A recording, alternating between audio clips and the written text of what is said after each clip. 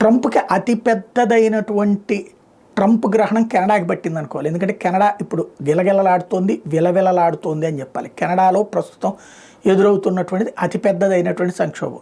ఏంటి ఆ సంక్షోభం అంటే, ట్రంప్ వస్తున్నాడనగానే చివరికి ఏకంగా ట్రూడో రాజీనామా చేయాల్సి వచ్చింది. 25% సుంకాలు విధించాడు ట్రంప్ ఇది కెనడా నుంచి. అయితే దీనికి లెక్క విప్పి చెప్పినటువంటి పరిస్థితి ట్రంప్ యంత్రాంగం. ఏంటయ్యా అంటే,